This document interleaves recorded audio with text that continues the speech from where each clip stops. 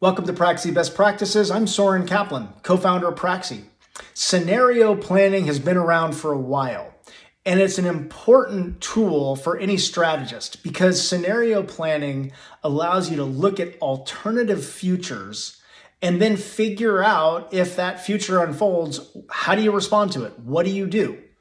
And it's not just an academic exercise. The idea is that by looking at different scenarios and engaging various stakeholder groups in scenario planning, you can get people thinking more strategically, broader, thinking in alternative ways and using contingencies so that instead of having a strategy that doesn't change or that is very difficult to change, people recognize that the world probably will change and that there will be different ways in which you could respond to it. It creates flexibility or agility in people's mindsets. So how do you do scenario planning?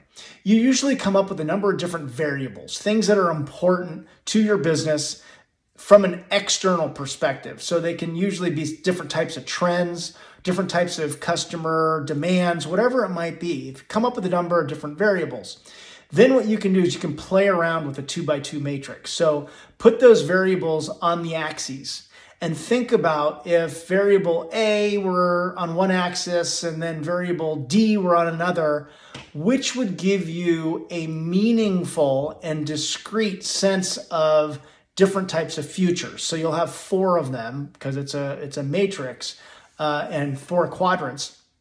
And you want to give each one a unique name and write it up as a scenario. Here's a world in which, and then write this future-focused world, write it up as a paragraph to describe if these 2 variables came together, kind of high and low, then what would happen? So the 2 variables, you might have a low for each and a high for each. Those intersect and you have a high, a low, a high-low, and a low-high, and then describe that world.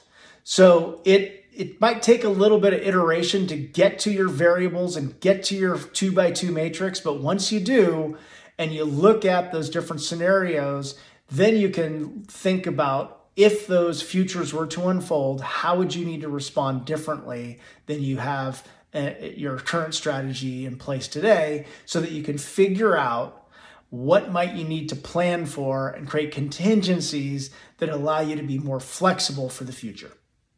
For more best practice templates and applications, visit Praxie.com.